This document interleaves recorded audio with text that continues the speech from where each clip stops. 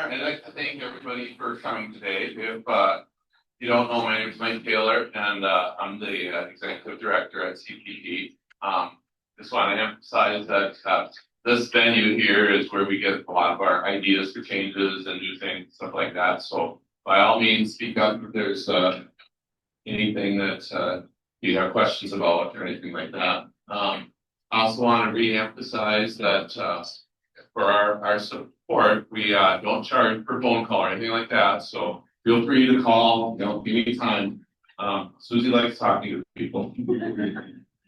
And Liz and Val also and Julie. But just wanted to welcome everybody. Thank you for coming. Hopefully nobody hit too much fog on the way. I heard some people did.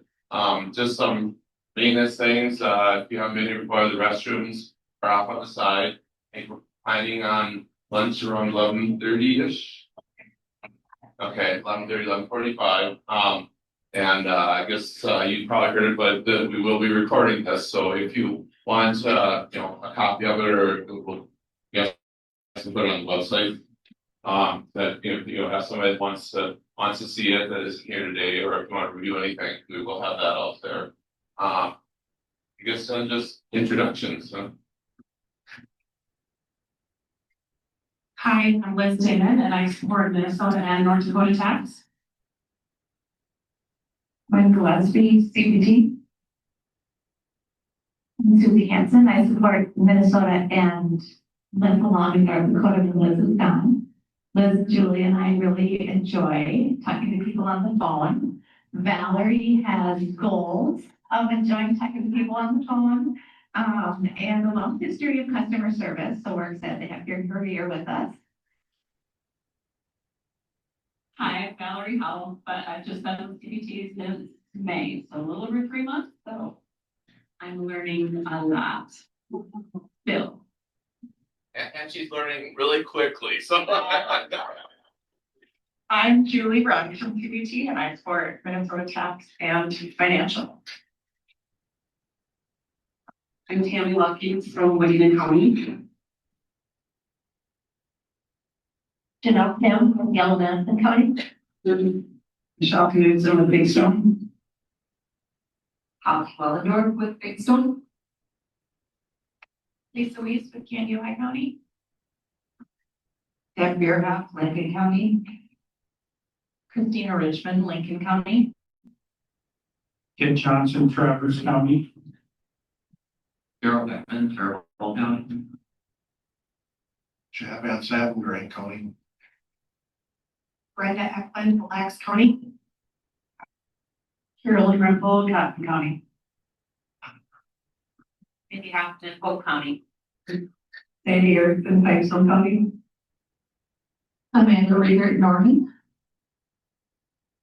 Holly Nelson, Meeker County. Deanna Hoyer, Stevens County. Stephanie Buss, Stevens County. Denise David, Todd County. Vicki Gold, Douglas County. Stacy Novak, Douglas County. Heather Weiss, Redville County.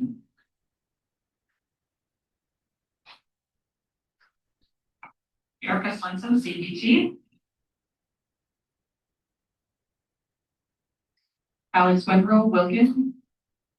Leanne Lavacha, Marshall.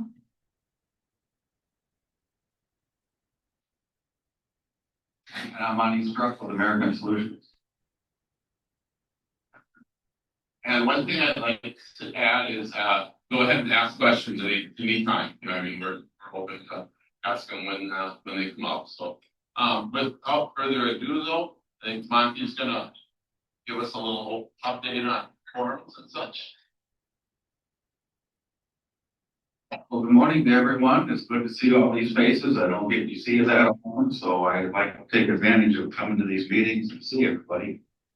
Our teams are on order with our printers, and the big thing that we need to get from you now is when you have your levy information, please send that to me as soon as possible, because we will pre-print that on the back of your TNT notices.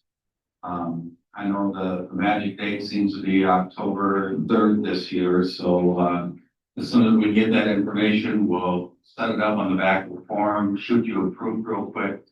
And hopefully you can turn that around and let me know that everything looks okay. The other thing that we're doing is, in the past, I've always mailed out the reorder forms for your tax statements and PATs.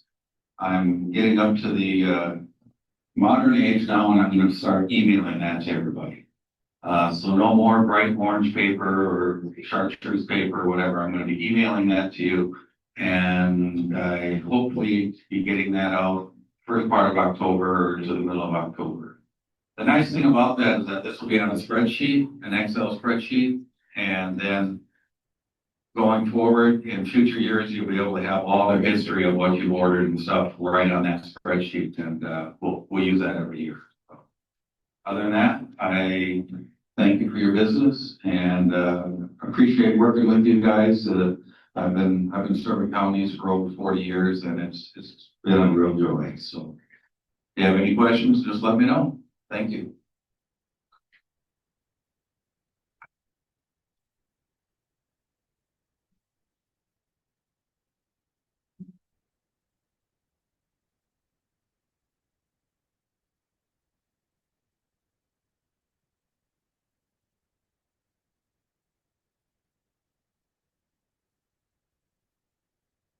Great, well, good morning.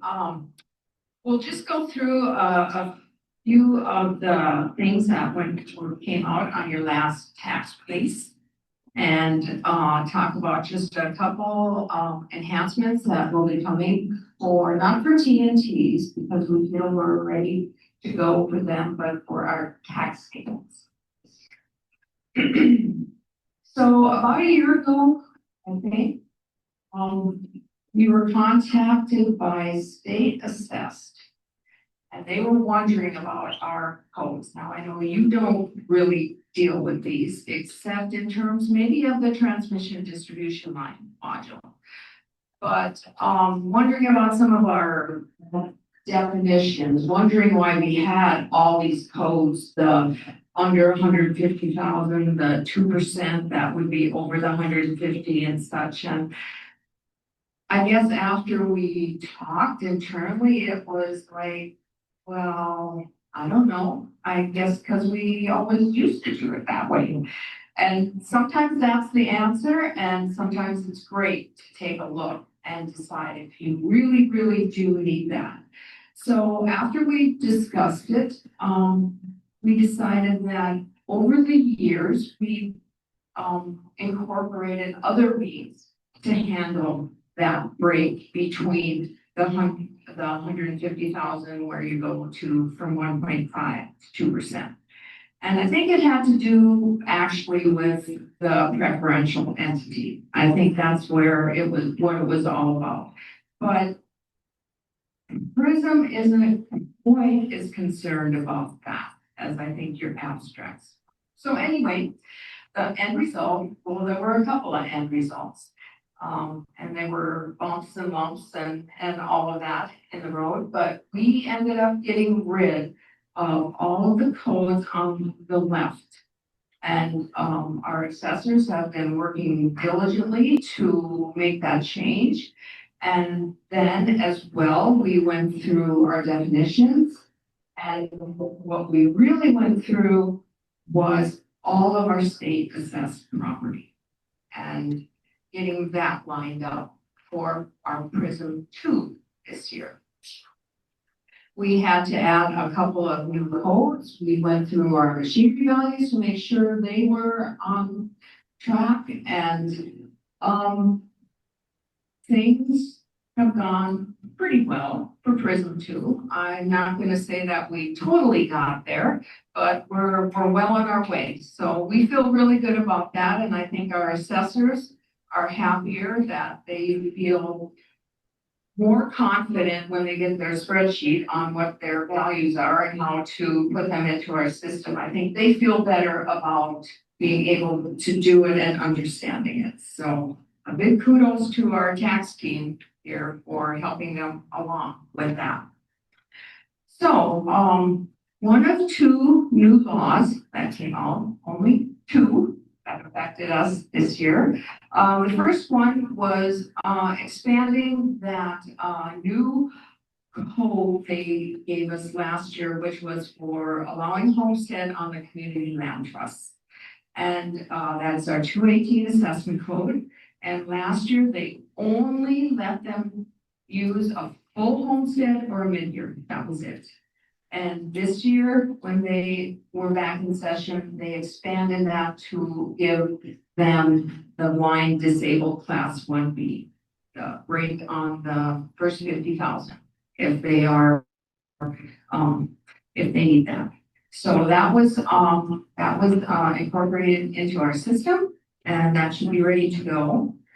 Prism 2, so most of what we changed in Prism 2 or updated had to do with, like I said, the state assessment. The one thing that would affect you or some of you was in tax increment. When there was an expansion district, you always got an error in your Prism. And first, they wanted it, well, first, when they first split them out, because when we way back, we didn't split out the expansions. Then the state came along and said, okay, you have to split them out into sub sets, okay? But they still wanted the full captured and all those percentages on each of the headers of that split out. Then they said, no, we don't want that. We want just the portion that's for that subset. And then a couple of years ago, they went back to, no, we want it all. So, good thing I didn't get rid of that code because I just switch it back and forth when they changed their minds. So hopefully I didn't hear anything about that in Prism 2, so I'm thinking that went fine. The one thing that would affect you is on the Form 51. First, we were notified that, we had the wrong address. But then further, we were told, and we don't even have to send it to the Department of Education anymore. So we just took that whole little section off down here, and that small change happened. The second new law was protecting judicial officials' personal information. Now, 2 years ago, there was a federal law called Daniel's Law that we incorporated into our system.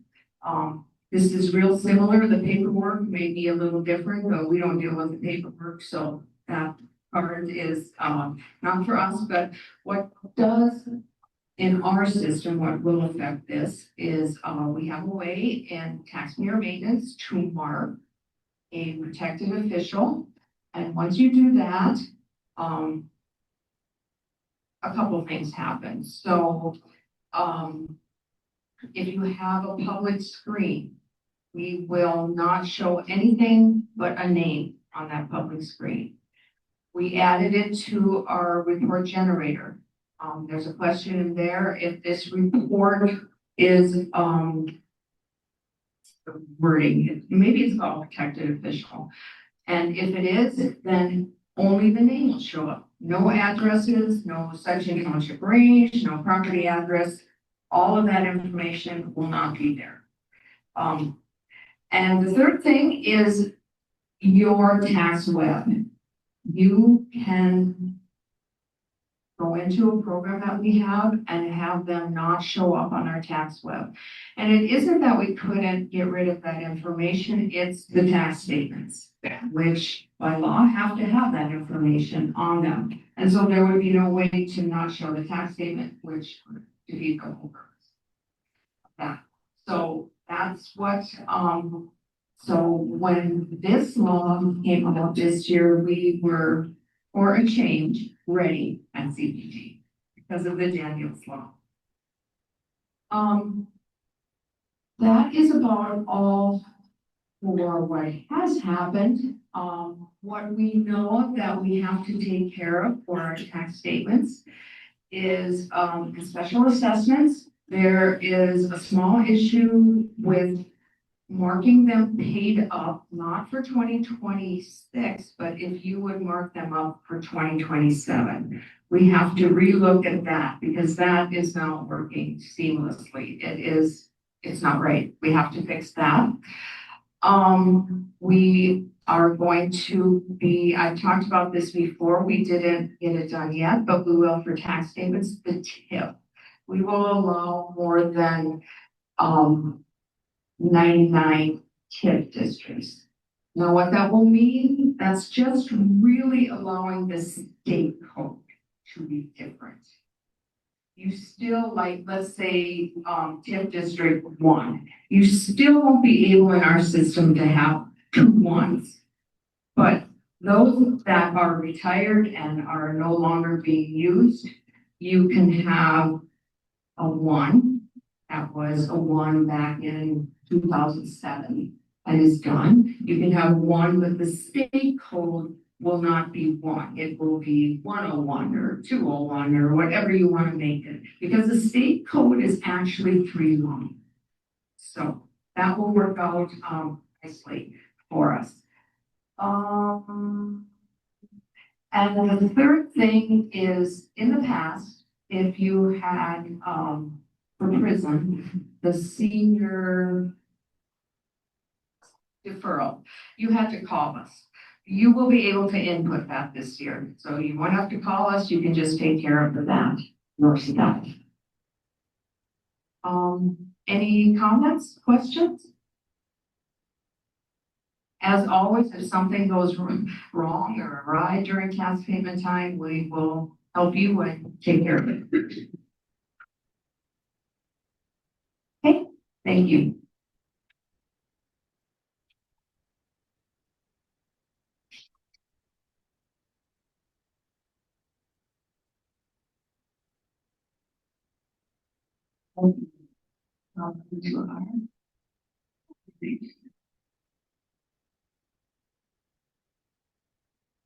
Okay, so first, just a note on training. We tend to do 3 different types of training in our tax team.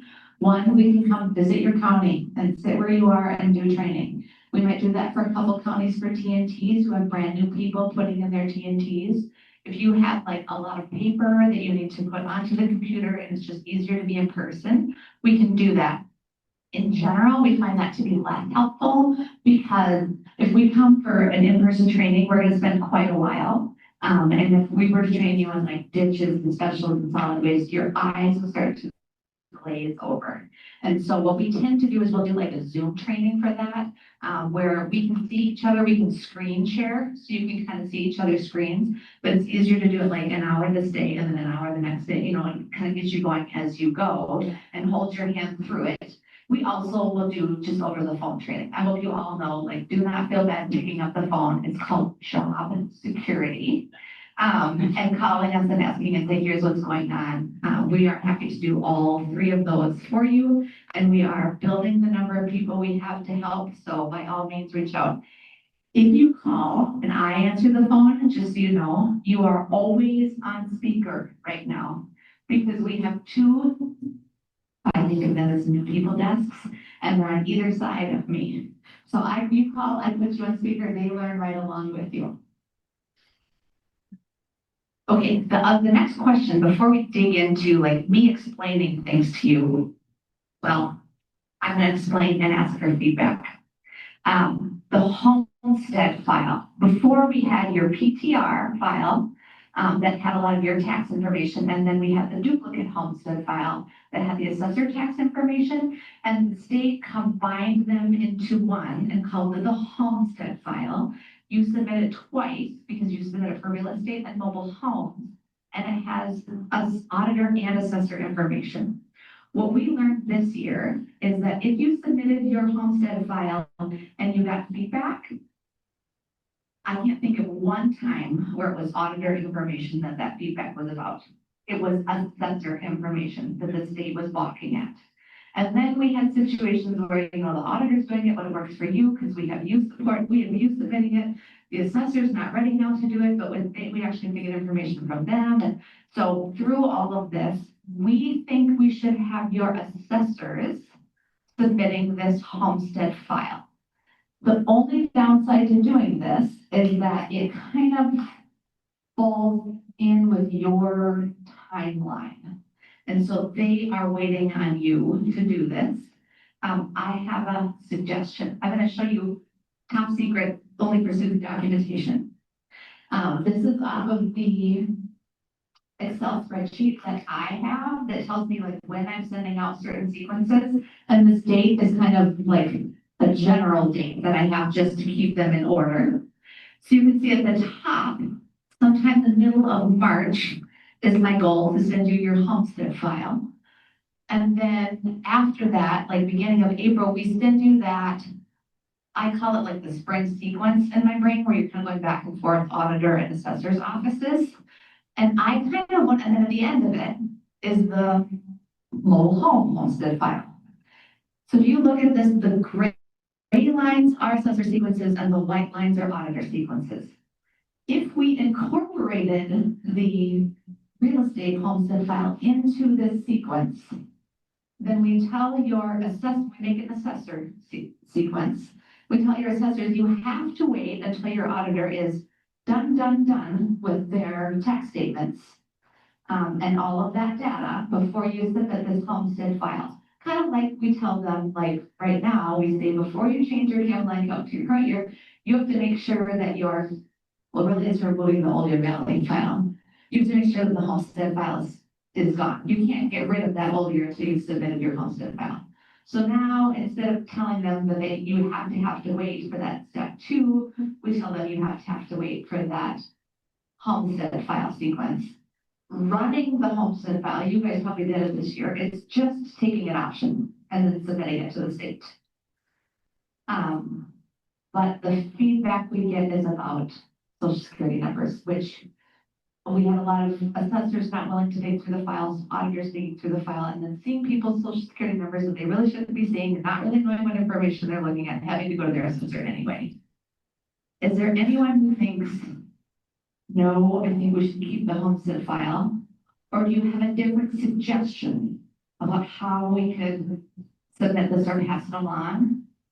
Any feedback for the people on Zoom? Because we have a lot of them. I'm going to make you talk until like.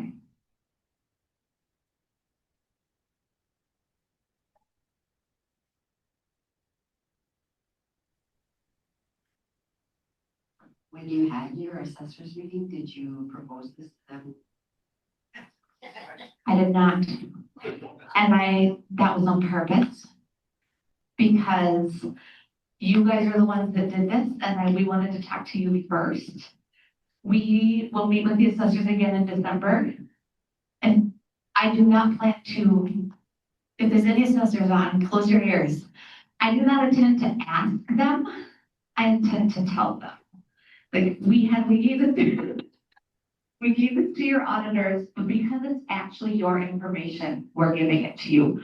I just want to make sure that you guys don't see any issue with that, because this has been yours and it is in yours. You're the ones that know when this file goes in, how it goes in, because it's at the time they're treating it like the PTR, but they're adding assessor info to it. So if you guys are good with my plan, we're just telling your assessors in December, here's what you have to do. There is a sequence that we give them to check their social security numbers before this file. And that's when we'll walk them through that sequence. And that's when we'll tell them, if you don't do a good job on this in December, not only is it A, going to mess up your taxes, but B, you're going to be the ones dealing with it in the homestead file, because they are. So that's what makes the most sense to us.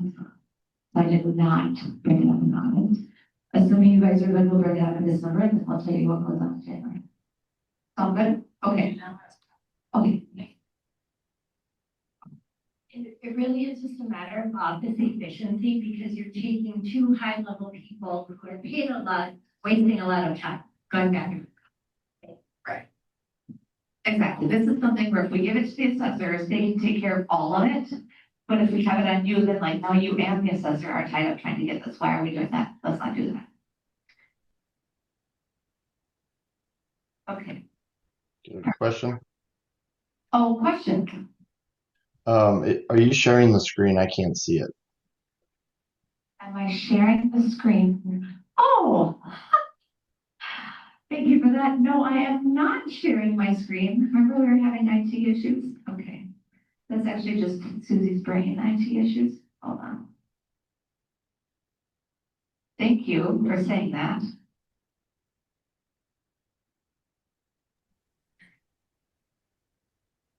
Great, I can see it now. Those of you, yes. Hi, what are the meeting controls? Okay. Perfect, thank you. Okay, so here's my suggestion, and we'll get that on the recording now. So if you want to go back and look at it, you can. Hold on.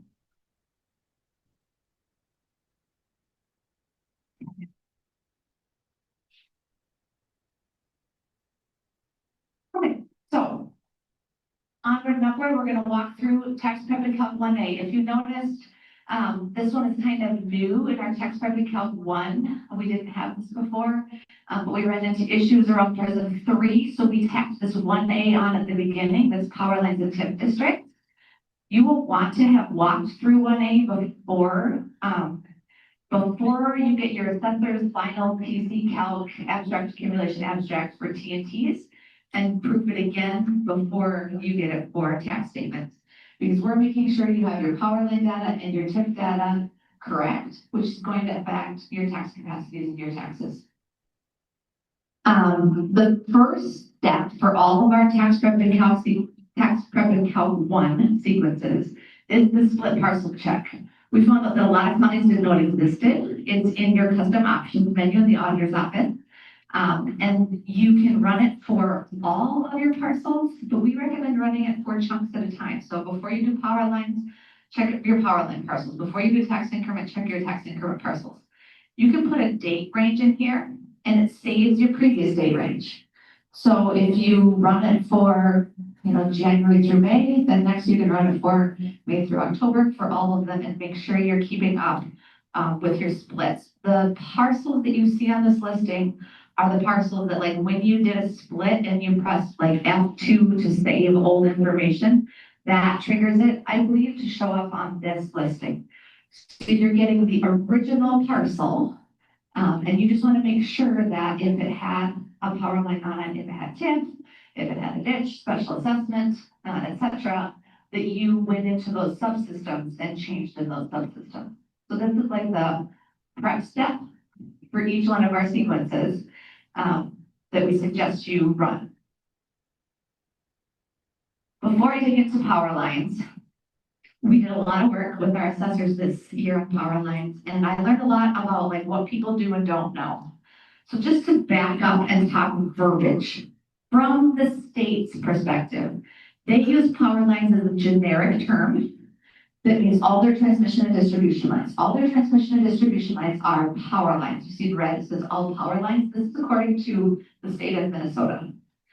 Then the state sees transmission lines as those top lines on my list. The list at the bottom of the screen is the descriptions from state assessed. These are the descriptions that the state assessed gives their parcels. They send to the auditor. We put them into we use assessment codes to figure out what we are going to call them. This is how they look at them. The top lines are transmission. The bottom 2 lines, the state calls distribution. Of the top 2 lines, some of those are eligible for power line tax credit, like the biggest, baddest, the over 200, over 100 kilovolts. Those are the ones that are subject to the power line tax credit. This is all from a state perspective. So they have power lines that they use generic transmission and distribution lines, but then they think of it as just like some of them get a power line tax credit or get a power line tax credit taken out of them.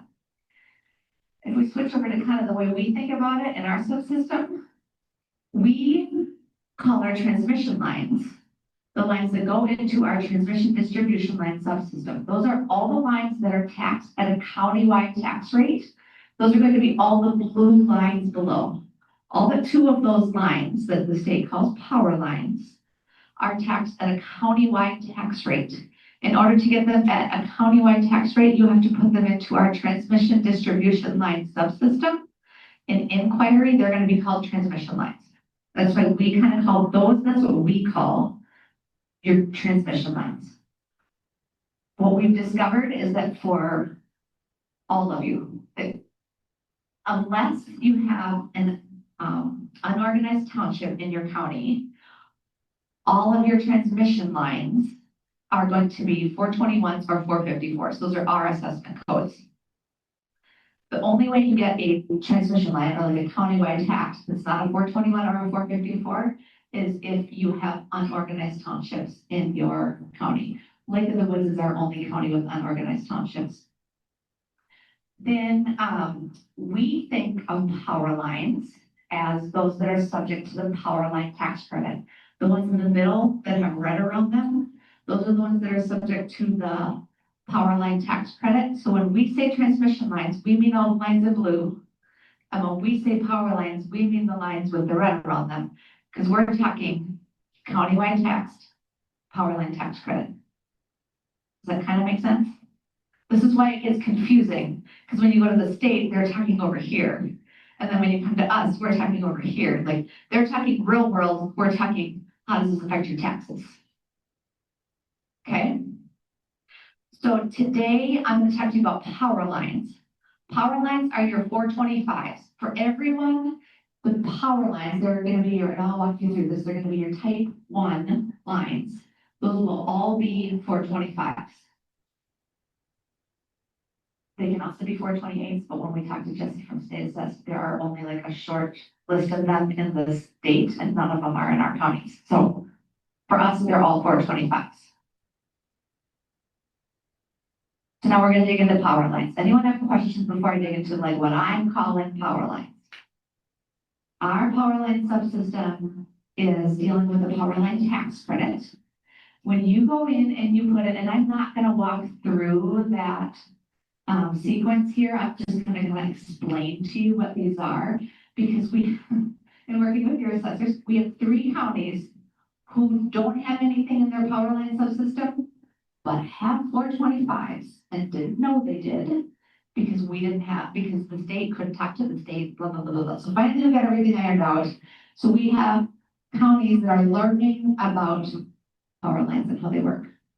We also got some feedback in Prism 3 last spring that I'll tell you about later, where we had some of you auditors learning about how these power lines work in pretty detail. So we want to just cover this in advance this year. So when you go into our power line subsystem, when you go to add a parcel, if you add a parcel that's an assessment code 425, it's going to automatically add it as a type 1 parcel. If you look over here on the top right, it just decides for you whether it's type 1 or type 2, because we tell it 425s are type 1, everything else is type 2. So if you put in a 425, it's going to automatically make it a power line, a type 1 power company parcel. You have to put in the line number. You don't have to put in the total feet. That's like for bookkeeping for you. The state uses the total feet to calculate how much percent each parcel gets. I'll show you in here, like we have you calculate the percent, and we just use the percent. So you can put the total feet here to save it, but we're not using that in our calculation. That's like for your record. Make sense? Kind of? So what we do is we take these type 1 parcels, we combine them with type 2 parcels. Type 1 parcels, we take 10% of their taxes and we give it to the type 2 parcels as a credit. Type 2 parcels receive their percentage of that credit that we took from the type 1 parcel. The box at the bottom is pulled off of the state's FAQ sheet. These are the types of the classifications that are allowed to get power line tax credit. We list, and I'll show you on the later screen where that is in our, but in our assessment codes booklet, we give you a list of here's all the assessment codes that means. In order for a type 2 parcel to qualify, it has to be one of these assessment codes. If it's not, that is now being caught in Prism 3. We had a couple people like submit their Prism 3s and have the state say, you can't give power line tax credit to this parcel. You need to go back, remove it, and rerun it. So we're going to walk you through here what we just suggest you do this year to make sure that you're not getting caught way down the line there and having to come back. Type two parcels receive a percentage of the power line tax credit. When you put in an eligible type two parcel, it automatically makes it this type two eligible for credit. It makes you put in, again, the line number and then the percentage. So if you look at the state FAQ, there's like 2 pages about how we calculate this percentage.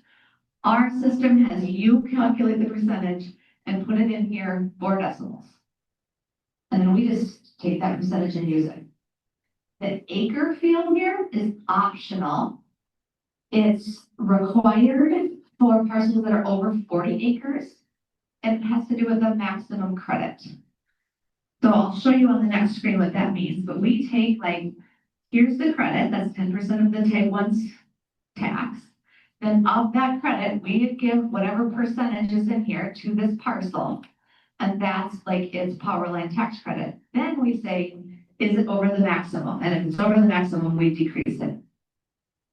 There's 2 rules for maximum. One is 20% of the gross tax on the parcel carrying ag credit. That one we do automatically. If it's over that, we just decrease it to what that is. The other one has to do with if the parcel is more than 40 acres and the power line doesn't go through some of those quarters, the quarters that doesn't go through cannot get that credit. So the way the state says it is, you take the sum of the acres in each quarter section or portion containing the right of way, divided by the total acres in the parcel that goes on the tax statement. That's going to be your acre percentage. Now, for most of you, this is already set up. You're not going to have to calculate this. We have 3 counties we're going to have to set up in parcels. So if that's ever you, we have looked into this now. What you really want to do this year, all of you, is to just double check your listings to make sure your parcels qualify.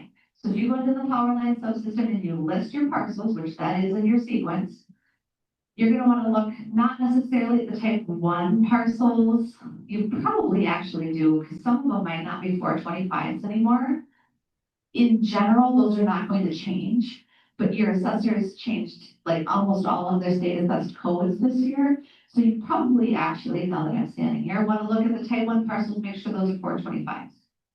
And then look at your type 2 parcels, and this is like the bottom of page 3 of your assessment codes booklet, and make sure these type 2 parcels are on this list. We don't have an edit for this. It's kind of a new thing. It hasn't been caught until last year, but Prism 3 will catch it and we'll send it back to you and say that parcel doesn't qualify, you have to take it off. Can you send the handouts outside of the taping the presentation? Can you send? We send the handout, so that you, this PowerPoint will be included, yes. I printed this PowerPoint to a PDF. So I'll send you a Confluence page, it's like a web page, right? And it'll have like the PowerPoint on it as a PDF, it'll have the recording, any documents that we show you here, we'll put those on there.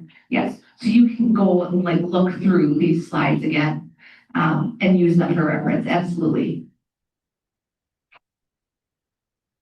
Okay, so that's it for PowerPoint, or PowerPoint, you wish. For power lines, any questions before I go on to Jeff? Or comments?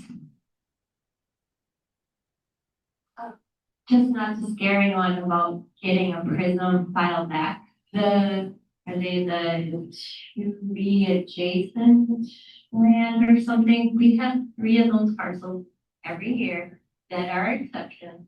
Our assessor looks at like, yep, they still qualify. We put our copy and paste our same message from the year before and send it back in and it's fine. You don't necessarily have to have a solution or a change in the tax system for every single exception that comes back in Prism for power. Sometimes when you get a Prism, I'm stuck in assessor role. This year it was called assessment reviews. We got your assessors, most of them got assessment reviews that are like 100 lines long this year. Because we made that many changes and then it doesn't go perfectly and then we have for all of those lines that you get back, you don't necessarily have to make changes. They're saying, please look at this, proof it, make sure. And you're gonna have those where like every year they come back and you're like, yep, it's fine, yep, it's fine, yep, it's fine. But then we had some this year where people came back and they're like, oh, no, it's not fine. And then you have to make those changes. Absolutely. Anything else? Okay, TIF districts. So we suggest that you run that lead park and check to make sure everything's in there. If you have something, if you have a mismatch, you will get this error at the bottom of the screen here. So please correct them and recalculate the TIF capture percentages. This shows up when the assessors run their tax capacity calc. It'll run the tax capacity calc, and at the end of it, it'll tell them you need to do this because we're trying to do a TIF calc at the end and it's not working because there's a mismatch. If you go into your tax values or your calculate taxes, your tax calc, it won't let you start until you fix this. So this is going to show up two different places. What most often happens, and the reason you get this is a record was deleted or a parcel was deleted in real estate or a tax, and it wasn't removed in your TIF subsystem. So you need to go back and look. I tend to pull up this parcel of inquiry and go like, was something removed? Oh, look, that one was removed. And then I'll go into my TIF subsystem and take an option 11 and like list my parcels.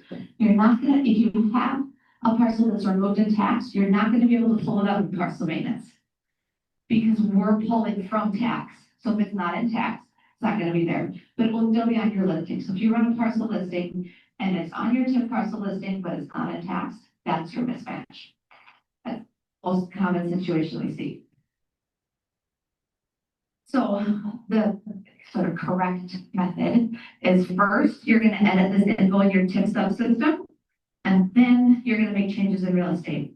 If that real estate has been removed, you do need to reactivate it, pull it up in your TIF parcel maintenance TIF subsystem, make the edits that you need to, and then go back and deactivate that parcel, inactivate that parcel again. If you don't have the record, you cannot pull it up in your TIF subsystem.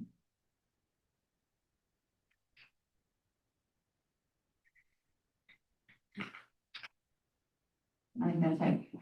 Okay, so kind of to summarize, you're going to want to complete tax prep and calc 1A. Then you want your assessor to do their final tax capacity calc, accumulate abstract, final abstract.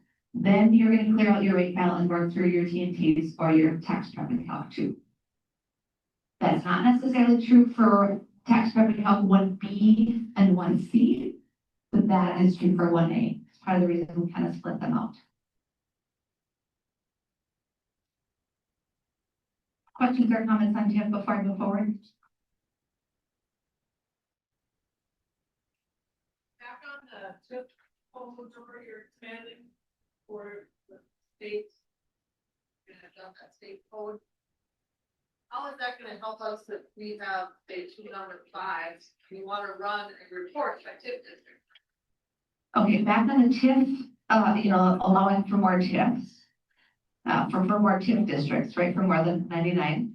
How is that gonna help us if they have 2 number 5s and you want to Run a report by TIF district. run a report by TIF district? Your 5 won't be in your current file anymore. The 5 that you, like if you have 99 TIF districts and you get a new one, so now you need to get rid of an old one. The old one you get rid of has to be one that's gone, that you don't care about, that's never gonna go into a listing. It's retired. So we're using full numbers, and we have 4 left. Rest are also active, like 96 are active. Yeah, Douglas County is the one that's getting really close to having 99. You have 96 active. TIF districts that just changing the state code is not gonna help. So she's saying they have 96 active. Mhm. It can be up to 25 years long. Right, and TIF districts can be up to 25 years. So that's good feedback. And Gwen will look into that for you. We really need a, we did the, Yeah, she's saying they really need a 3-digit TIF code. To explain this, I don't understand all of the Gwen stuff. However, what I can tell you is that like the going from 2-digit to 3-digit is the nightmare level.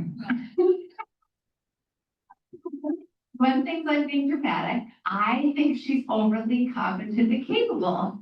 But the way our system holds it is that TIF district is in the middle of a whole bunch of code. And if we make that 3 longer, then like every listing, everything that we pull, which is, I mean, to me, that sounds like a rewrite. So we know how long it takes to do rewrites. And we're trying to find a solution that's not that. So we'll get back to you.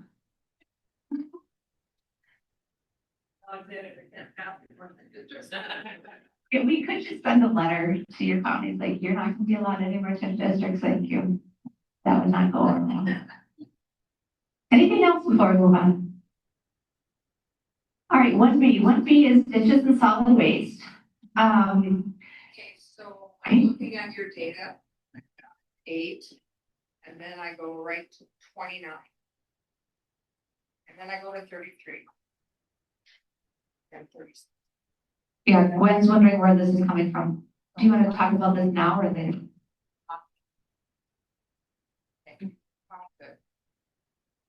Okay. Ditches and solid waste. Again, we've got this prep step where we recommend you run ditches. When you run for option 2 ditch assessments, it's pulling from your ditch subsystem. So it's looking at your ditch benefits. I'll explain what those are today. And then when you run solid waste, it's pulling from your solid waste subsystem. It's looking at solid waste parcels that are flagged O1. Again, I'll explain that here today. So when you look at your ditches, we have benefits and parameters. Benefits, that's the info that you get from your ditch viewer during a determination. You keep that from year to year. It stays the same unless a parcel splits or you redetermine that ditch. When we're talking parameters, we're talking like levies, assessments, things that you get like from the government entity. The watershed or your county says we need $1,000 for this ditch this year. That's what we put into our parameter file. That info we clear out every year, put your new levies in, move forward. We turn those, so you put them into your ditch subsystem. We combine your parameter file and your benefit file. Down here, see how it's like red and yellow and then combined, it's orange. I'm really smart, you guys.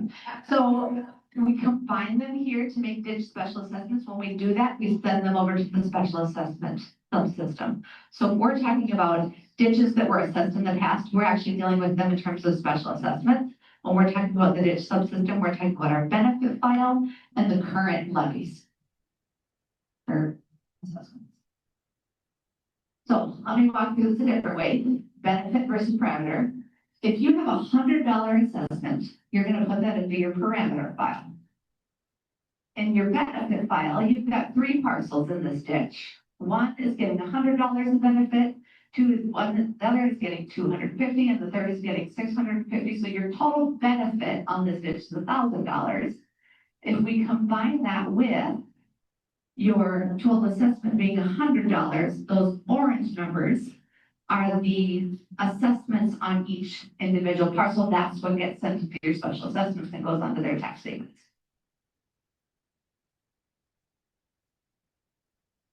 So again, same information here. Benefit file is your ditch viewer. You keep it from year to year, but you change it with your parcel splits or ditch combinations. Those are going to show up when we run that split listing for ditches. Your parameter file, you get that info from the governing entity, what money they need, you input and clear it yearly.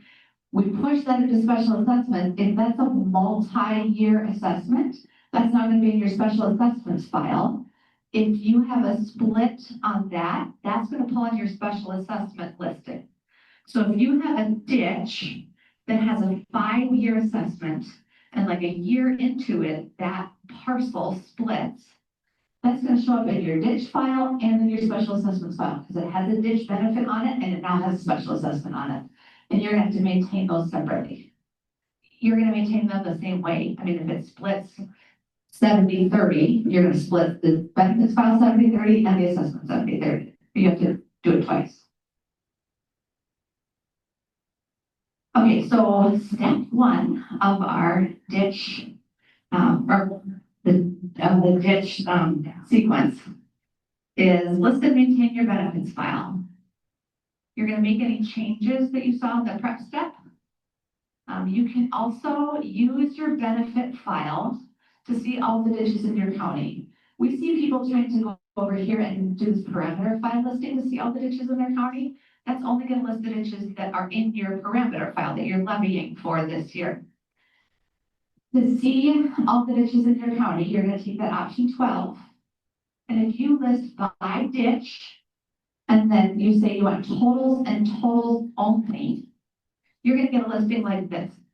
So each chunk is the ditch, and it's telling you like how many records you have, how many things go. So that's an easy way to see kind of all the ditches that you have in your county.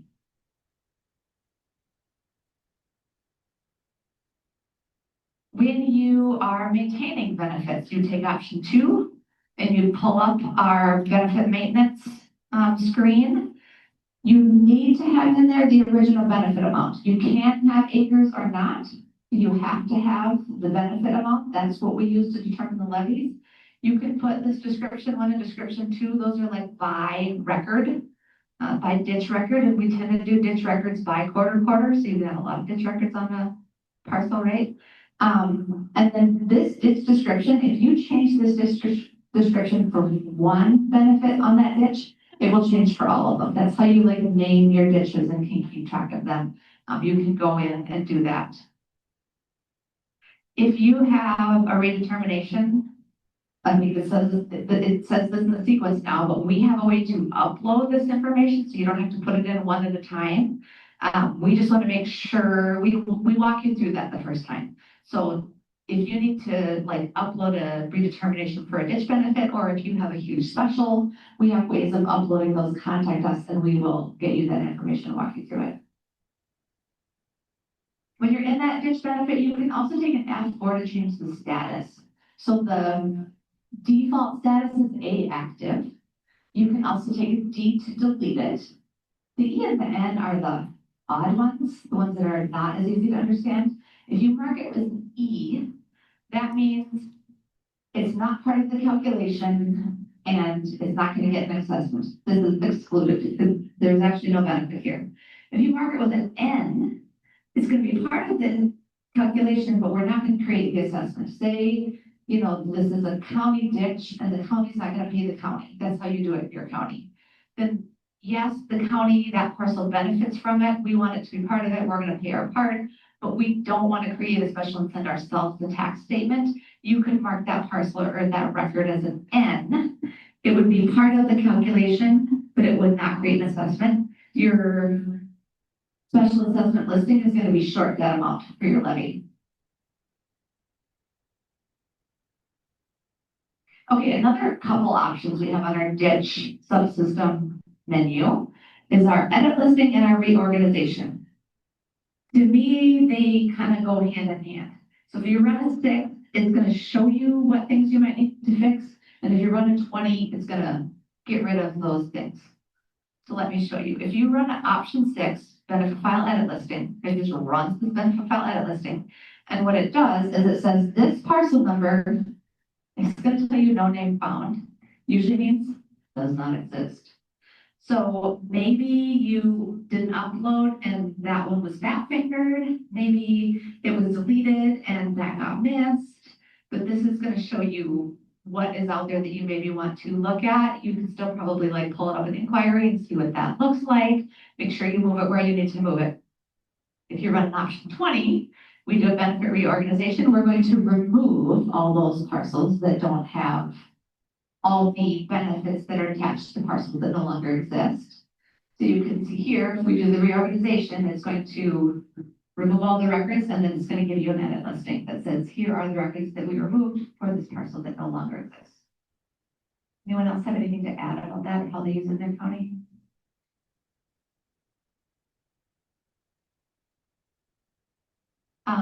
Another option we have for situations like this is option 9.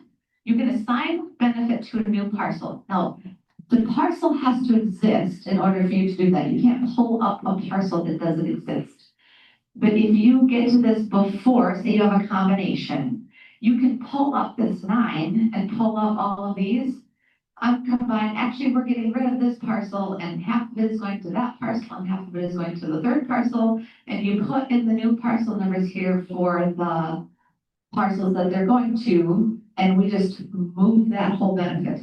Now, if you're only moving part of a benefit, you're gonna have to do some editing or make something new anyway, but if you're moving a full benefit, so you're combining parcels, this can be really helpful and fast and easy if you do it before that parcel or that record is removed.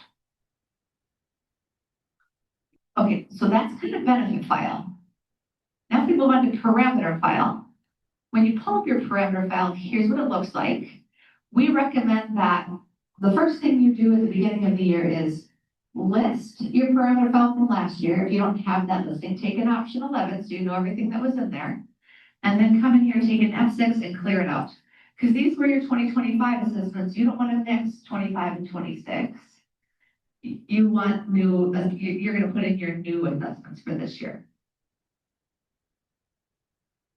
And then when you're putting in assessments, the first two fields are your ditch code plus your maintenance code.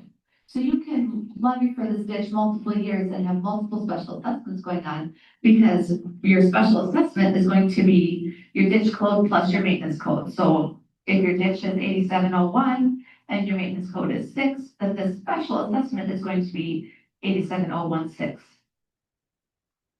Then the next ones are your start year and the number of years that this is going to run. So I have my start years 2026. It's going to be 3 years. That means it's going to go on tax statements in 2026, 27, and 28. And then over here, you're going to put in percent of benefit or amount to be raised, one or the other. And then we calculate the other for you. So if you go out of this option and come back in, oh, funny. This is supposed to be, it's gonna all be filled in, but I obviously replaced the screenshot without reading it. I don't know why.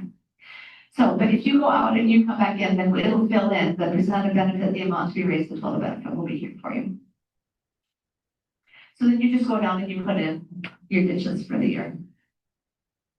You can do I can show you 3 options for proofing. If you do something other than these, I would love to hear that. Option 11 is your parameter file listing. That's just going to show you the information you put in. It's a different way to see it. It's a great way to have somebody else proof this. Like, hey, can you compare it? Make sure I didn't fat finger something.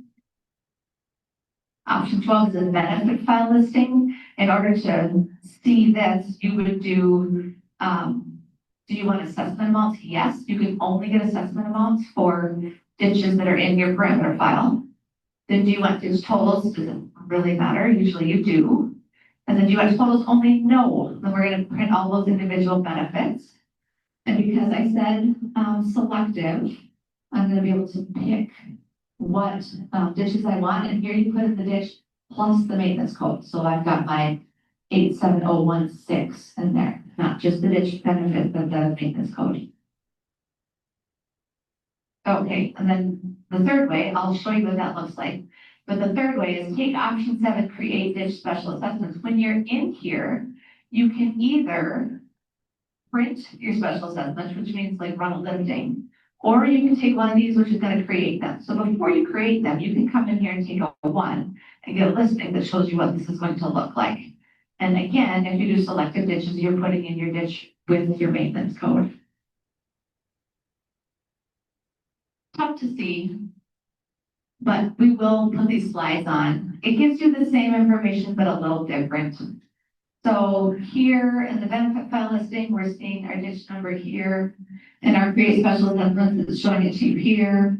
And you're getting the parcel numbers. In your benefit file listing, you're getting the descriptions, and your special assessments you're not. But the initial amount in your special assessments, that's going to be the same as the assessment amount. in your benefit file listing. So it's just different ways of seeing things. Does anyone else proof their ditches a different way? This is also a great way to run like what ifs.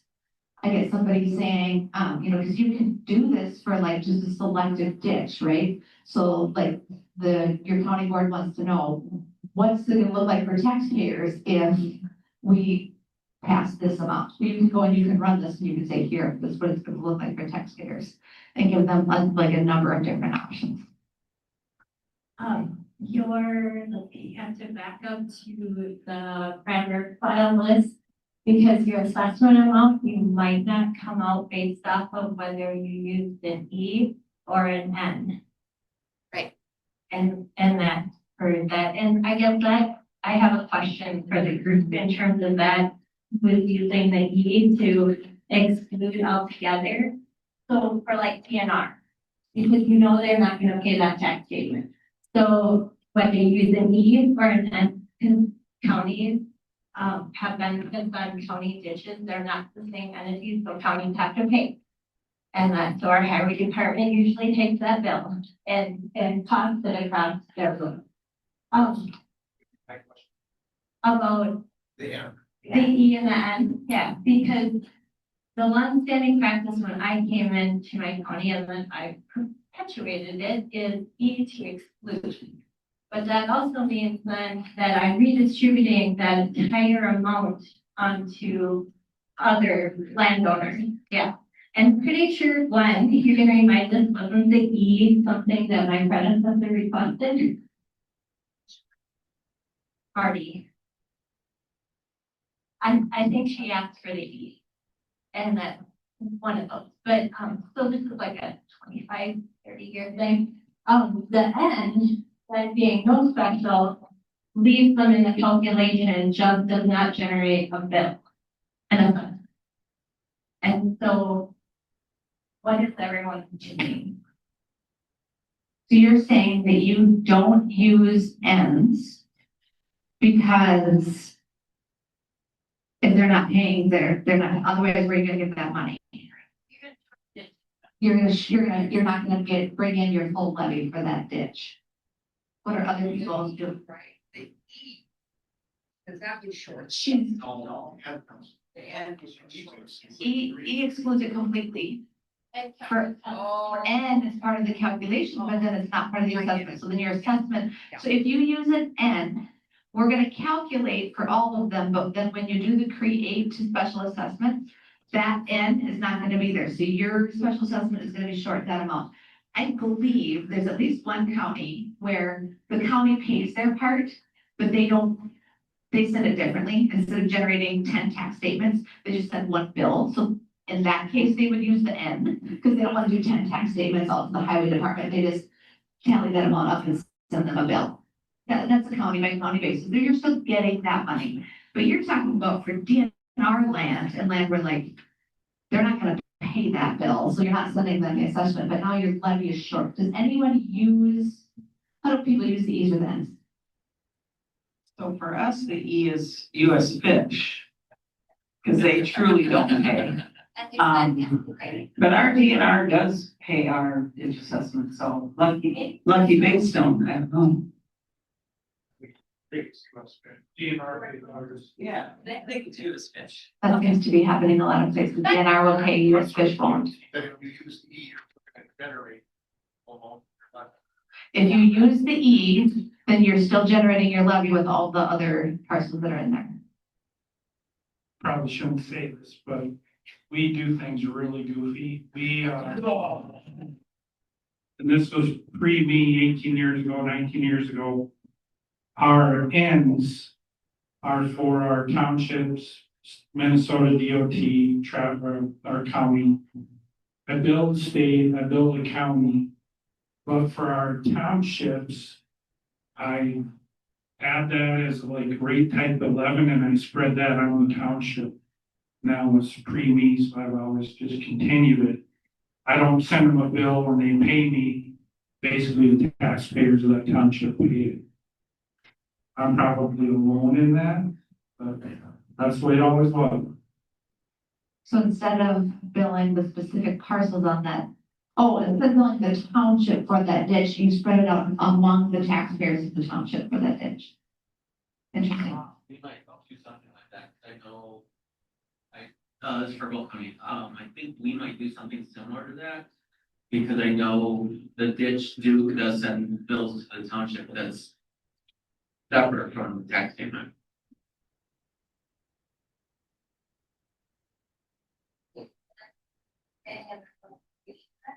So we just send the bill. So it sounds like Faribault, you're like you're not putting them on the tax statements, you're sending them the township a bill, and they're paying you. I don't know what they did this last year. Right. What they did. Faribault just came on to CPT in January, so, and in Faribault County, their GIS people do their ditches. So they work with the auditor's office, but that's been interesting too. But in Traverse County, instead of the county compiling how much the township owes, sending a bill to the township, having the township pay that, probably adding it to their levy to go to their taxpayers, they just levy the taxpayers. And instead of doing it as a subtraction in type 11, you do it as a positive in type 11, and the taxpayer gets that directly. You certified to the state, you're adding to the township levy? It's a special assessment spread on net tax pass, but It's a special assessment that's spread on that tax it capacity. doesn't show that in the tax statement, so it's, no one's ever said. No one notices, so it's fine. No one knows. Well, now it's Care. recorded.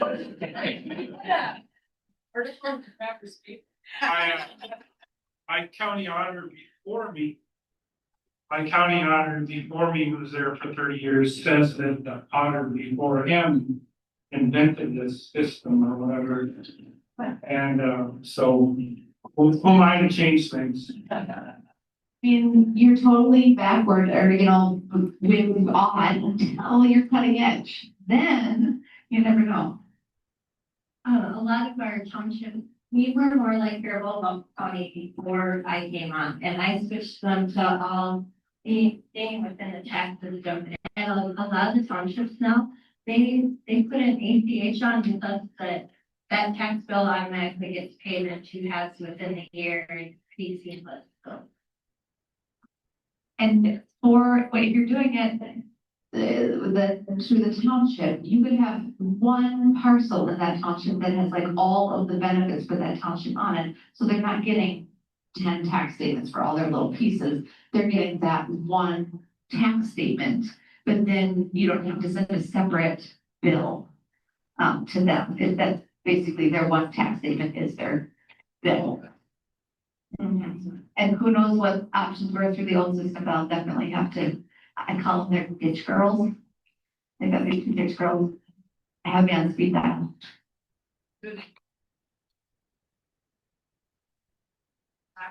Talking about that ditch record on, like a township parcel or whatever. Now, that's a 2-digit field for the records. And last year, I think I ran into that we had more than 99. So is there any chance of maybe increasing that? Because I think we're gonna be having more ditch issues coming up here in the next few years. Yes, there's 2 layers to that. You can't have more than 99 ditch benefits on a parcel. And you can't have more than 99 special assessments on a parcel. And we send our ditches through individually. So if you have a parcel that had like 99 assessed last year, and then you have more coming through this year, you're gonna get extra. So for counties that are like that, we suggest that you go and you clean up your special assessments, which means you remove your old ones. We'll get to that later. Before you create your ditch specials. Because if you had 56 last year and 56 this year, well, if you get rid of your old ones before you make your new ones, then there's room. But if you have 99 and 99, that's not working. That's not. So it's when we have these big ditch projects. And we have all these assessments that we have to put on for a parcel. I mean, or, you know, landowners, we have more than 99 assessments for this one project. That's where we're running into the issue. You have more than 99 quarter quarters? You have 99, more than 99 quarter quarters on one parcel. Oh, not in one parcel, if you're saying 99 special assessments. So there's that's what I'm saying, there's two things. Can't have more than 99 ditch benefits. Yeah. So on one parcel, you have more than 99 quarter quarters, because ditch benefits, that's not assessment, that's just the benefits. But then for each benefit, if you make an assessment on that, we assess by benefit. So if you have 56 benefits on the parcel, and then you make an assessment, we're making 56 assessments. And then if the next year you have another assessment, we're making another 56 assessments. Now, if that assessment was only a 1-year assessment, you can go clear out the old one before you pull in the new one. They're multi-year. So you've got,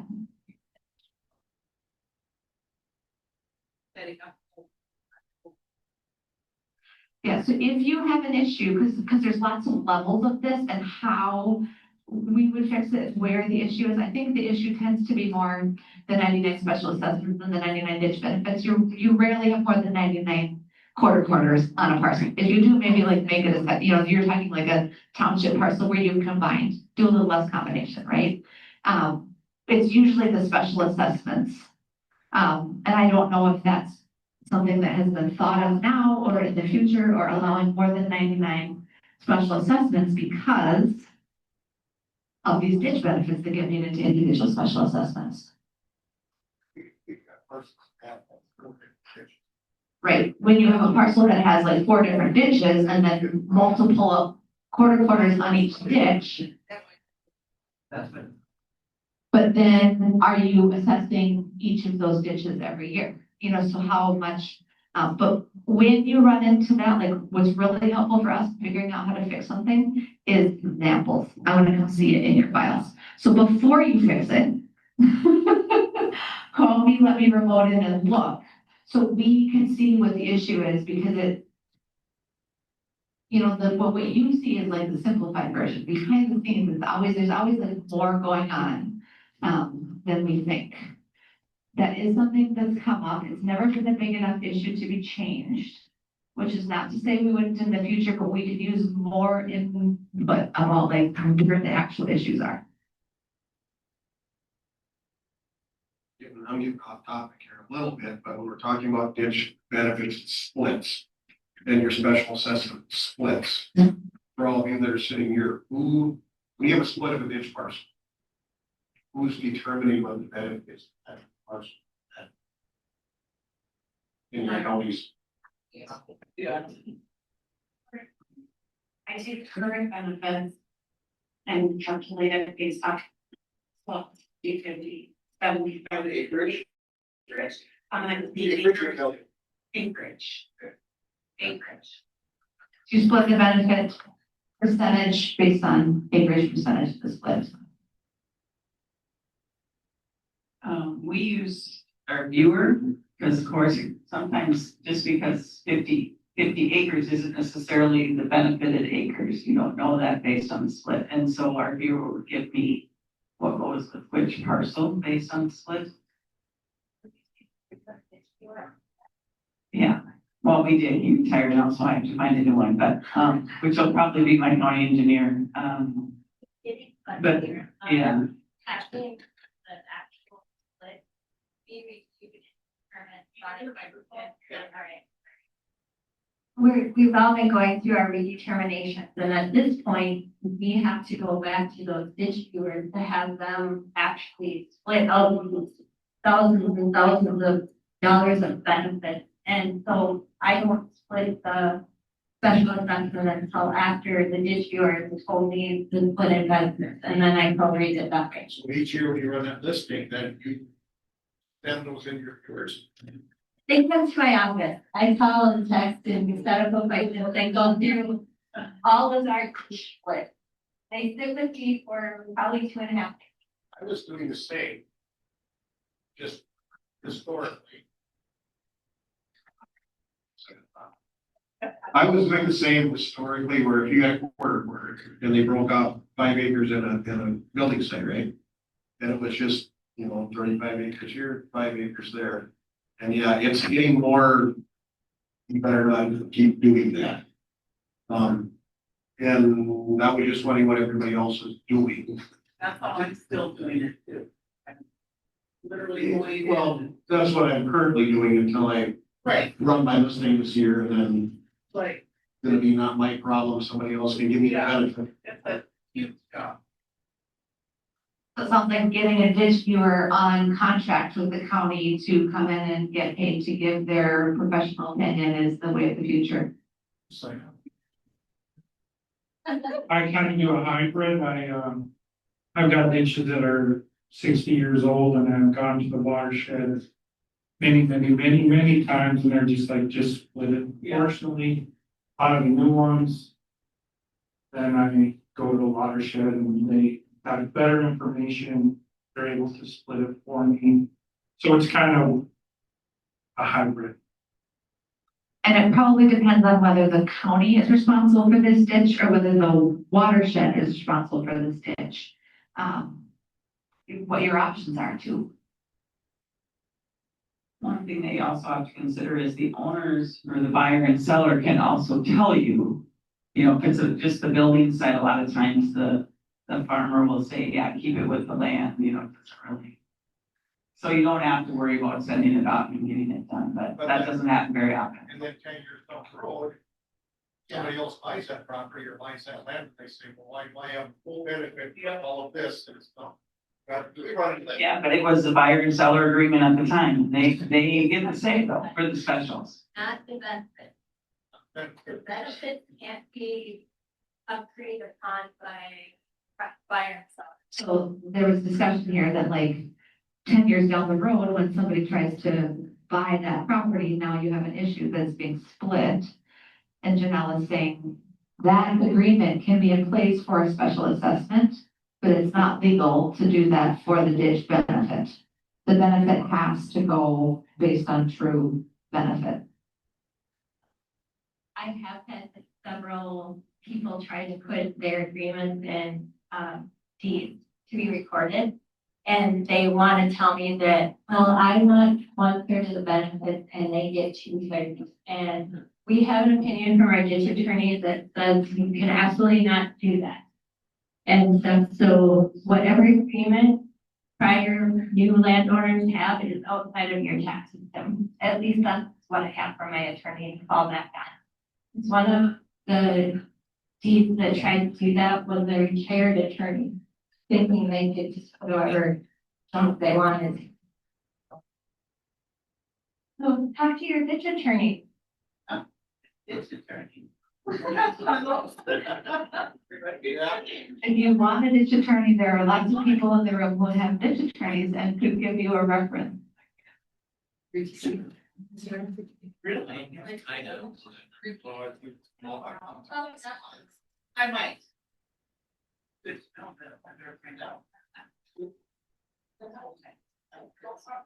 Okay, just to finish up our ditches.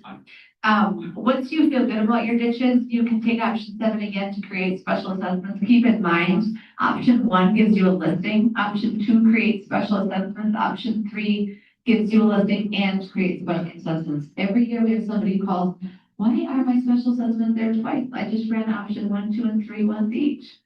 Because option 2 creates them and option 3 creates them, and at that point, you're gonna have to delete them in special assessments and remake them, which is not the end of the world. This is why. Just so you know, once you create them, you can go into your special assessments and you can list them like you would any other special assessment. The initial amount in red should match the initial amount from that listing you got in your ditches. These orange current and balance columns, they're gonna populate after you do a special assessment calc. Once you calc special assessments, that's when you get your current amounts, because you'll see here, this is a 3-year ditch, and so, or 3-year assessment. So my initial amount is 433, but I'm paying a chunk of principal each year.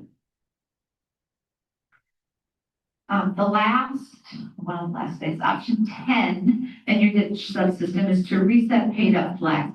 Very few people mark ditches as paid up in their ditch subsystem. If you do that, you make no special assessments out of them, which means they don't go to the web, which means you get somebody, because now everyone's looking at the web, saying, how come my neighbor isn't getting an assessment on this and I am? So we tend to see people marking them as paid up in special assessments later. But if you do mark them as paid up in ditches, you probably want to reset those paid up flags. Just a tidbit, the reason we put this at the end of the sequence is it's only going to reset paid up flags for ditches that are in your parameter file. So you want to do this before you clear out that parameter file if you're marking them this year.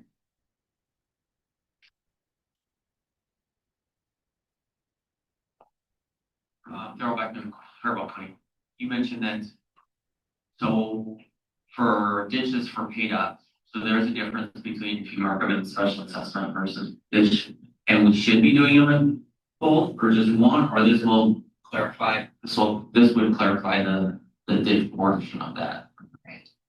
So I recommend not marking them paid up in your ditch subsystem because if you mark them in ditches, they don't make specials. If you mark them in specials, you go into a special, you mark it paid up, we keep it on that tax record until it times out. You can see that it's there, it's just been paid up.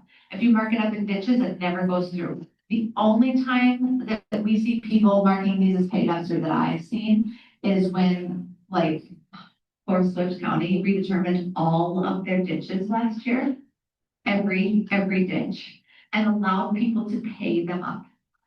Well, they had tens of thousands of paid ups. And so they marked them as paid up before they uploaded those ditches. So that they could do it and didn't have to do it in like February once they made their specials. They could do it in October, November, December. And those were all like 1 year levies. So everyone in the county who has a ditch knew if you paid it up, it wasn't going on your tax statement this year. If you didn't pay it up, it was going on your tax statement. It's just a 1 year thing and it didn't cause an issue. Usually we see people paying up multi-year ditches and then you forget, and it's best to like keep that. So in general, we recommend not using the ditch paid up flag. We recommend doing it in specials instead.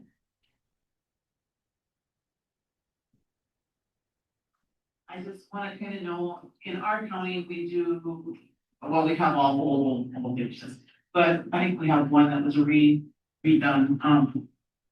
But we only have 1 year levies on every single ditch. Does anybody else like that? So okay, the commissioners and the watershed set levy every year. So when you're talking about the paid up and stuff, you're talking about a different, so some of you guys have ditches that, okay, there's gonna be 10,000 on this piece. And then they get paid up. So some have a combination then, is that what happens? Right, let me pull up my parameter file here and I'll show you.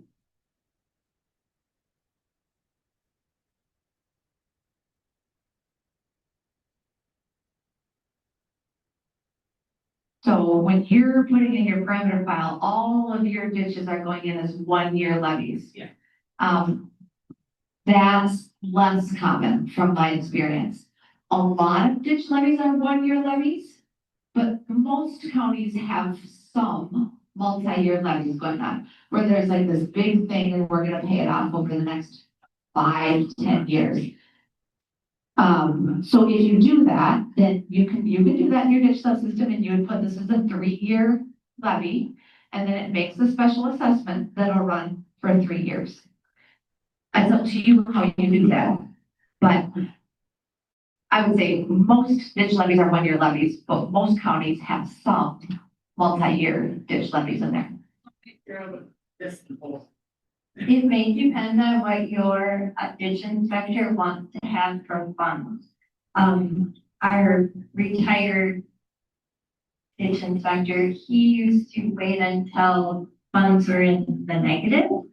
And they would borrow from each, like a bigger ditch system and things like that, make an accounting nightmare. Where our ditch inspector now is more inclined to put on a one-year assessment for a smaller dollar amount to keep that consistently on a tax statement in front of a taxpayer.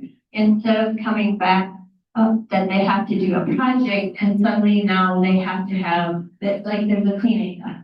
And have to put on a really big assessment that freaks people out and gives them a lot of questions. So he's trying to, first he worked on getting all of our ditch funds on the right side of zero. Then from there, incrementally just putting little bits in, knowing that there was a cleaning project coming maybe within the next 5 years.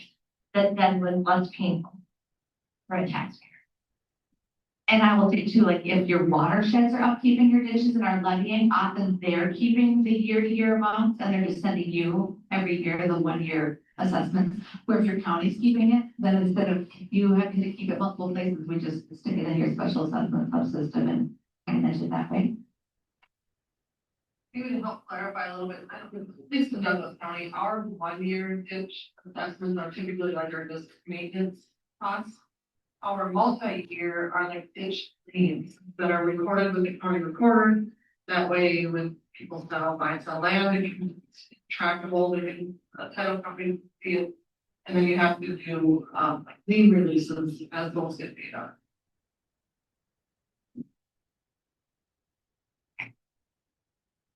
Anything else?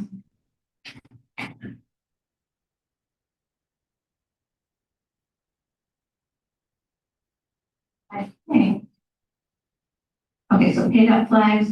The other option we have in the ditch subsystem is option 4, benefit file inquiry. There's a lot of places you can go to look for the benefit file. One of the nice things about this option 4 is it pulls up this screen on the top right where it says, do you want to look, search on name or on ditch number or on parcel number? So you can pull this up by name. And here when I have obviously looked for myself, I have 11 ditches in my Bay County, and I put in my name and it pulls up all the parcel numbers, all the ditch numbers that I have, and then I can view them this way. If you have somebody who comes in, what about this ditch, and you're not able to find it, this option 4 benefit file inquiry is helpful. You put an X in and it pulls up, basically what you can see in your inquiry, but it's an easier way of finding something if you don't have all the information. And then we have options 18 and 19. We go through these options. If you get our ditch upload instructions, we kind of explain these because that's when we tend to see these when you get a ditch redetermination, where you want to make a copy of the old one. We call it copying renaming, but really it's like renumbering. We're not changing the description, we're changing the number. You can make a copy of it you can either make a copy of it or shift it to a different number, then upload it to the new number, combine, check them back and forth before you delete the old number. That's what we see options 18 and 19 used for it. We can walk you through how that's going to work and how you would do that.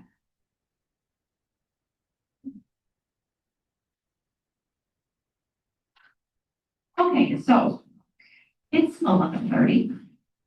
I'm going to pass this over. I was going to go through solid waste. We have a few counties that are thinking about using our solid waste. And I kind of wondered, and now I'm going to do that as like a Zoom, a separate Zoom that we'll record and send out that you could then share if you're thinking about using our solid waste subsystem that will kind of explain the ways that we do that and how that works. So we're going to skip the rest of 1B and go right to 1C.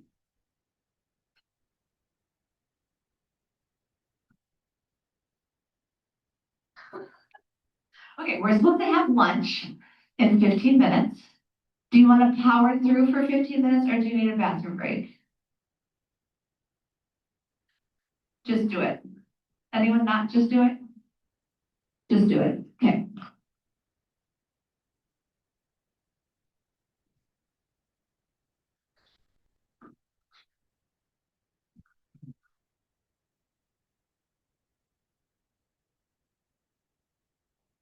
Okay, we're gonna power through special assessments. All right, when to work on specials? You can start working on your specials like right now, or you can start it earlier in the summer. I guess whenever it is convenient in your office, or when you have a little bit of downtime. I know some people started in the early part of the summer. I know Deanna and Stevens County has been working on them for months already, right, Deanna? On and off, What's that? on and off, yeah. Yes, on and off. So whenever you have the time, but start working on them soon-ish. Until spring tax calc, of course. And why work on the special assessments? Because they go on your tax statements. And, along with the special assessment, the ditches and solid waste should be completed prior to final special assessment calculation also. Like Susie mentioned earlier, you do want to do a split partial check and run it by special assessment to find any possible updates needed or, that you did and forgot, etc. We recommend keeping up with these files updated as changes occur.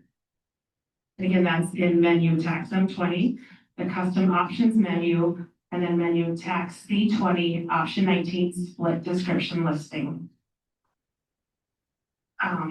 Couple of reminders, if you have had a lot of special assessments to add, contact CPT for upload instructions. This is an amazing process. It will help you and save you time. And if you interface with financial, remember that all new special assessments need to be added in an interface also.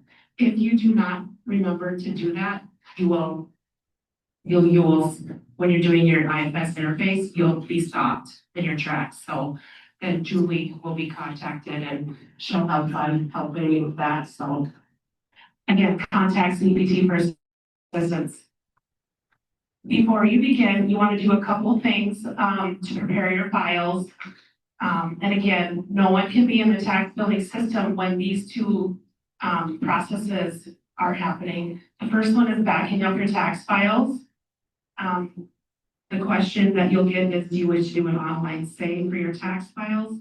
Answer yes. And then the system will do its thing. At the bottom of your screen, you'll get that below message. Tax files are now saved with an online save. And reminder again, no one can be in the tax billing system while doing this. This special assessment cleanup as well, everybody needs to be eligible. This option will remove inactive or deleted special assessments. And again, here's a little screenshot.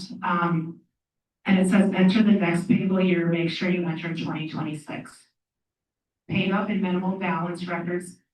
Before I start this, Gwen did mention this before. But paid up and minimum balance records will not be removed until the year that they are scheduled to expire on the original terms. For an example, an assessment that is paid up in early 2023, but was originally scheduled to be paid through 2028 will not be removed until the 2029 cleanup. List, proof, and maintain your specials. Here's an example of the criteria that we use.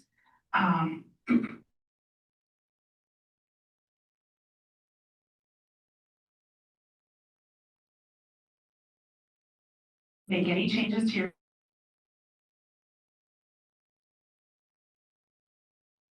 all your ditch specials and your solid waste are included in this listing. If they are missing, generate in their subsystems before processing.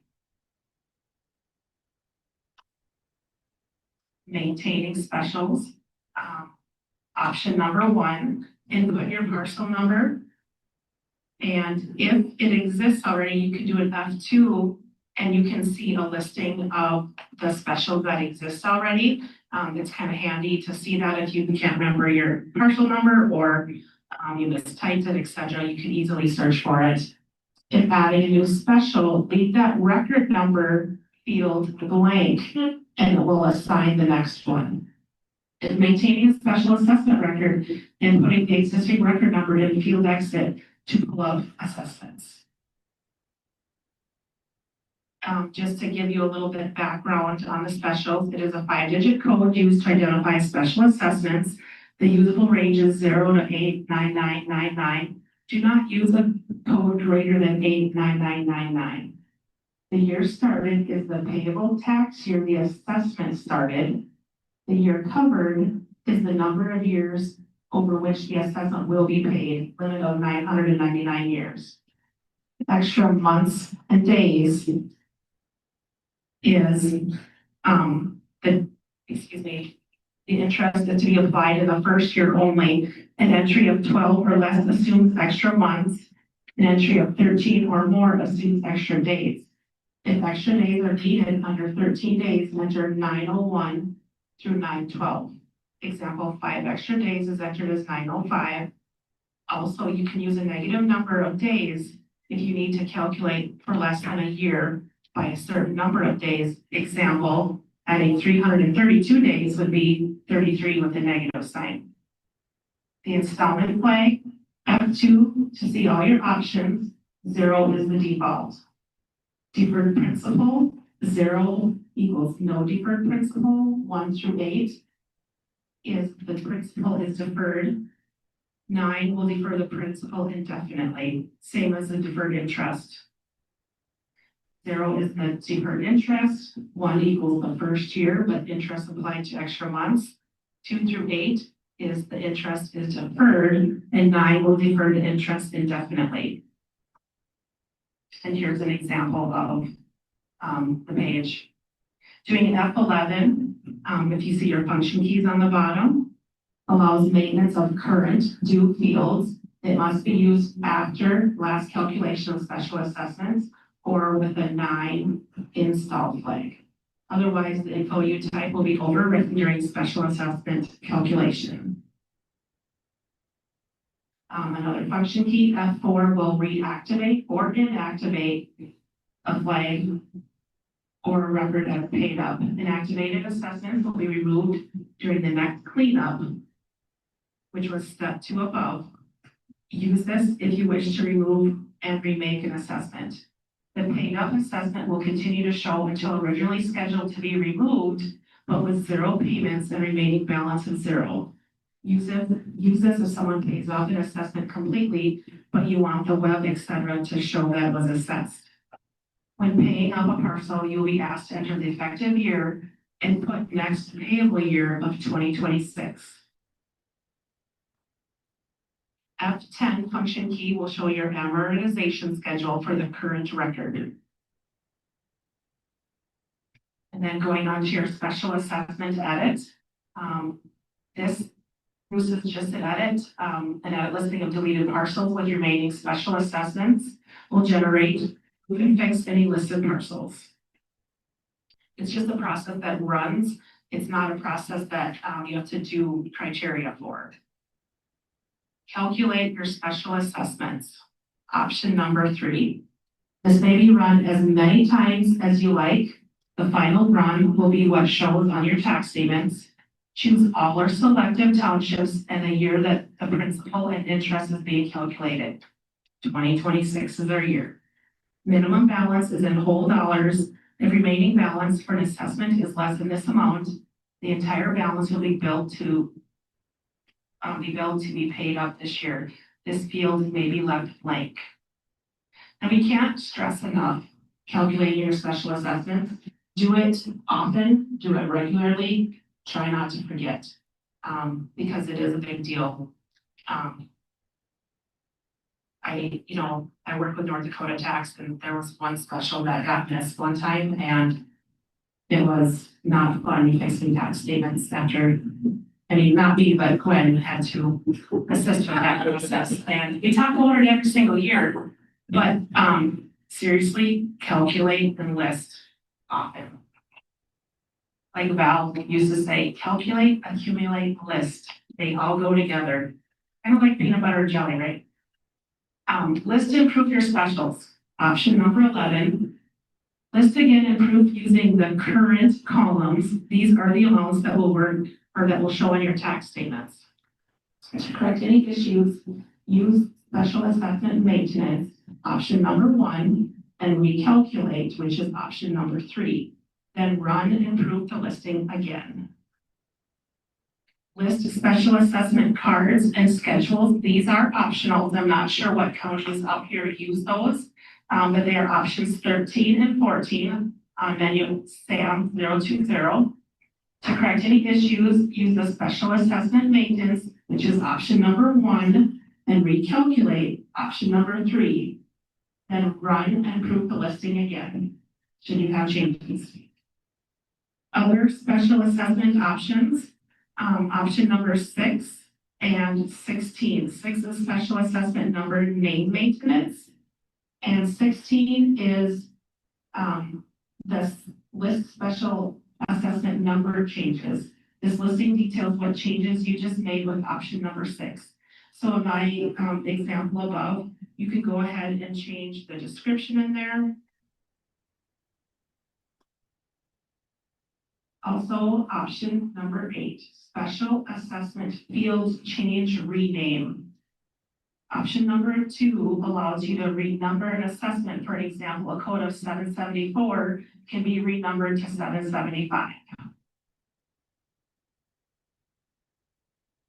If you take any of the above options and make a change, one edit listing will generate when you have 3 to exit with a report listing.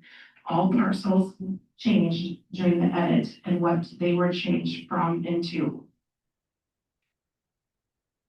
Other special assessment options continued. Option number 18, delete special assessment number. This option allows the user to delete special assessments by code and also by a range of parcels. Option number 20 is update records from Excel file. This option does not currently work. However, if you would like to use an option like this, call CPT and we have instructions and a spreadsheet template for you to work with your upload. I hope you guys are taking advantage of that upload process. It is very handy. That's it for me. Any questions?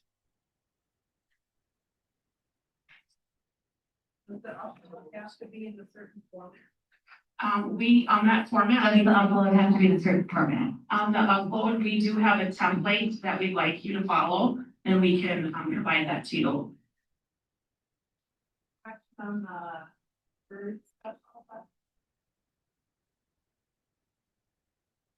Question on the deferred special assessments. We have a city, that has some deferred special assessments, so then they file something with the recorder's office.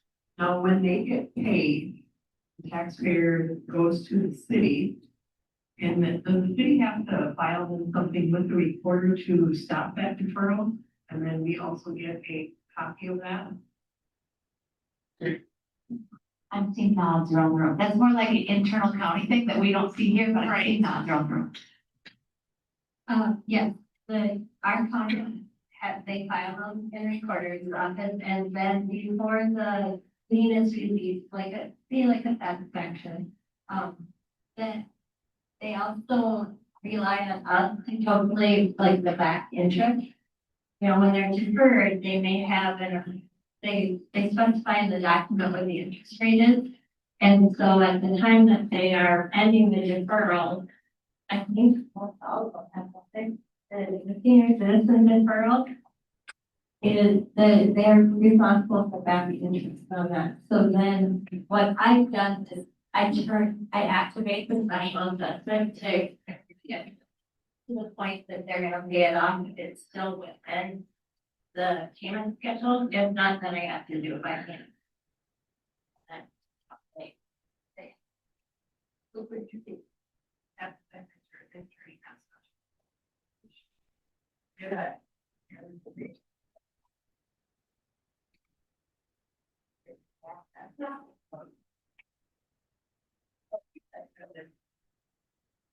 you're saying when they defer it initially, you could generate that amortization schedule before you inactivate or defer it, so that you have that amortization schedule. Our chart being, if they could, the deferral could go a lot longer than one that I take off last year was probably 15 years beyond when that stuff had actually ended. And then because of how the laws are written on that, it becomes payable. So yeah, you could. And these doesn't deferral on a knife, these are forever, it doesn't go away.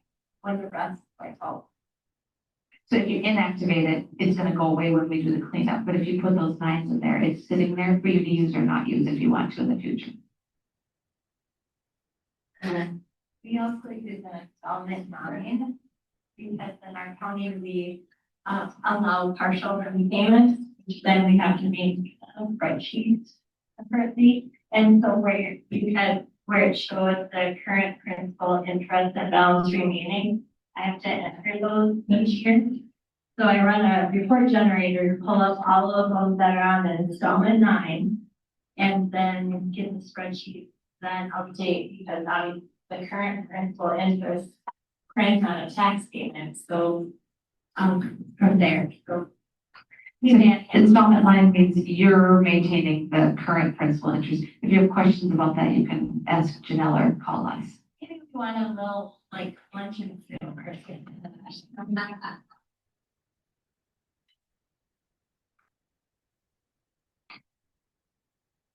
Any other questions? Oh, that was kind of really fast. That was more quick. Do you think I should come sit up there? For newer people, and they don't realize that there is a statutory deadline, for November 30th to certify special assessments to the auditor. And so you could work on them up until that point, but all of my cities, they pretty much wait until November 30th to give them to me. So, but the setup that I have with them is that I have them give me their preliminary list, because they time it for like their unpaid bills, send out letters to say, pay it by December 31st, or it's going on your tax. So they give me to satisfy statute the full list of who they're sending letters out to. And then early January, like the first week, they give me a final list that removes everybody that's paid. But I don't take the time to put those all on the tax system for unpaid utility bills until I have the final list, because that would be a lot of on and off. So when do you typically start working at specials in your county? January. Oh, you January, okay. Work harder, not smarter, right? Have redeterminate. Yeah, you can do dishes sooner if you have redeterminations, or if you have counties that are doing specials that are doing them early. But you're talking about some of these, like, not necessarily they're doing a special for this whole street, but yeah, but they're doing, these people here individually because they didn't mow their grass or whatever. You're like not putting them in until last minute.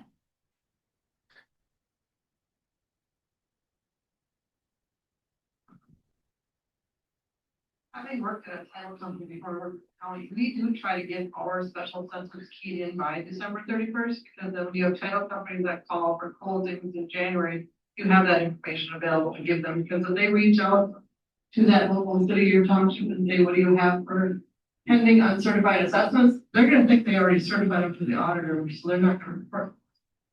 So I really would rather suggest getting them done as much as you can by 12/31 each year.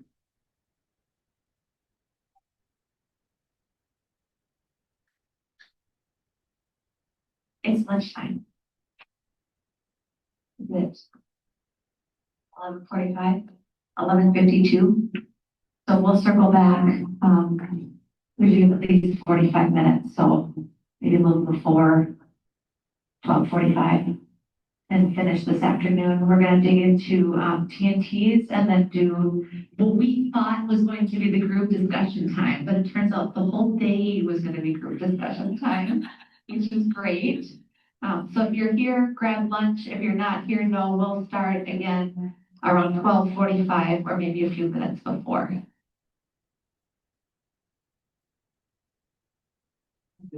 So